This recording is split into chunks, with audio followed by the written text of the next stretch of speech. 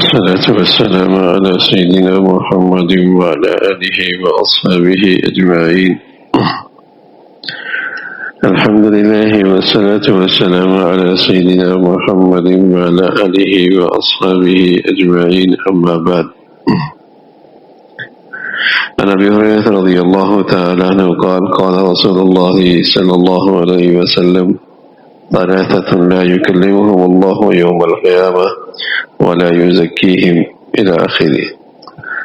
حضرت ابو ہریرہ فرماتے ہیں رضی اللہ تعالی عنہ، پیارے رسول صلی اللہ علیہ وسلم نے فرمایا، تین آدمی ایسے ہیں جن سے اللہ تعالی قیامت کے دن کلام نہیں فرمائیں گے، شفقت کے، رحمت کے، پیار سے بات نہیں کریں گے، اور ان کا تزکیہ بھی نہیں فرمائیں گے۔ ایک روایت میں یہ بھی ہے کہ ان کی طرف نگاہ بھی نہیں فرمائیں گے، اور ان کے لیے آخرت میں دردناک عذاب ہے۔ ایک بوڑھا زانی، دوسرا جھوٹا فرمانروا، اور تیسرا نادان اور غریب متکبر۔ یعنی وہ ایسے اشخاص کا تذکرہ فرمایا کہ پہلے بڑھاپے میں شباب، اعصاب یہ سب کمزور ہو جاتے ہیں، لیکن یہ وہ بوڑھا پھر بھی اپنی بری عادت سے نہیں جاتا، اور پھر فرمانروا حاکم جس کے پاس اختیارات ہیں، قدرت ہے، وہ تو کوئی مجبور نہیں ہے، وہ بھی جھوٹ بولے۔ اور پھر نادار اور غریب جس کے پاس ہے ہی کیا کہ وہ تکبر کرے، لیکن پھر بھی تکبر کرتا ہے۔ تو پیارے رسول صلی اللہ علیہ وسلم نے فرمایا کہ یہ تین قسم کے لوگ ہیں۔ بعض گناہ بذات خود بھی سنگین ہوتی ہے اور کبیرہ گناہ ہوتے ہیں، لیکن بعض خاص حالات میں اور خاص اشخاص میں اگر وہ پائی جائیں تو ان کی سنگینی اور بڑھ جاتی۔ ویسے ہی وہ سنگین گناہ ہوتا ہے، کبیرہ گناہ ہوتا ہے، لیکن اگر وہی کبیرہ گناہ حرم شریف میں ہو، مسجد میں ہو، تو اس کی سنگینی میں اور اضافہ ہو جاتا ہے۔ اسی طرح وہی سنگین گناہ اور وہ کبیرہ گناہ کسی خاص شخص میں پایا جائے تو اس کی سنگینی اور بڑھ جاتی ہے۔ زنا اپنی ذات میں بہت سنگین گناہ ہے، کبیرہ گناہ ہے، لیکن جب یہ بوڑھے میں پائی جائے تو اس کی سنگینی اور بڑھ جاتی ہے۔ تکبر اللہ کے نبی فرمایا کرتے تھے، ذرہ کے برابر بھی کسی شخص میں، رائی کے برابر بھی تکبر ہے، جنت میں نہیں جائے گا، اس گندگی کے ساتھ، اس برائی کے ساتھ، اس کبیرہ گناہ کے ساتھ۔ اتنا سنگین گناہ ہے، لیکن جب یہ غریب میں پایا جائے اس کی سنگینی اور بڑھ جاتی ہے، اس کی سنگینی اور بڑھ جاتی ہے۔ جھوٹ بری عادت ہے، بدترین عادت ہے، لیکن جب یہ فرمانروا کے اندر پایا جائے تو اس کی سنگینی اور بڑھ جاتی ہے۔ پیارے رسول صلی اللہ علیہ وسلم نے بتایا کہ یہ چیزیں ایسی ہیں، اگر ان میں پائی جائیں تو یہ اللہ کی رحمت سے بہت دور جا نکلتے ہیں۔ مثلا چوری بذات خود بڑی معصیت ہے، لیکن اگر چوری کرنے والا دولت مند ہے تو اس کی سنگینی اور بڑھ جاتی ہے۔ جس کو چوری کی کوئی ضرورت نہ ہو یا سرکاری سپاہی اور چوکیدار ہو پھر اس چوری کرتا ہے تو اس کی سنگینی اور بڑھ جاتی ہے۔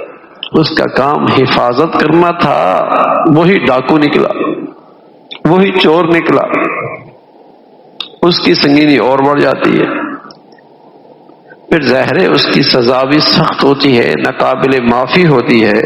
تو رسول اللہ صلی اللہ علیہ وسلم نے ان تین مجرموں کا تذکرہ فرمایا کہ ان بدبختوں اور بدنصیبوں کی قیامت کے دن اللہ ہم کلام بھی نہیں ہوں گے اور ان کا تزکیہ بھی نہیں فرمائیں گے، اور آخر میں یہ مجرم بن کر اللہ کی نظر کرم سے بھی محروم رہیں گے۔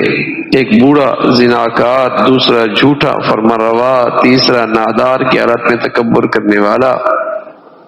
ظاہر ہے جوانی کی حالت میں زنا کرنا یہ بھی سنگین گناہ ہے، لیکن ظاہر ہے وہ گناہ اگر بڑھاپے میں ہے تو اس کی سنگینی اور بڑھ جاتی ہے، اس کی برائی اور اس کی شدت اور بڑھ جاتی ہے۔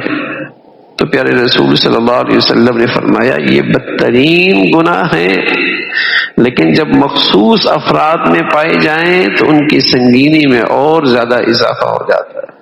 بس اوقات ایسا ہوتا ہے کہ اللہ حفاظت فرمائے ایک عادت پڑ جاتی ہے برائی کی، اور اس عادت کی وجہ سے وہ مجبور ہوتا ہے، اس کو ضرورت نہیں ہے لیکن چونکہ چوری کی عادت پڑی ہوئی ہے، خیانت کی عادت پڑی ہوئی ہے، کر رہا ہوتا ہے۔ حالانکہ وہ موقع جھوٹ کا ہے نہیں، لیکن عادی ہے نا جھوٹ کا، عادی جو ہے جھوٹ کا جھوٹ بولے گا۔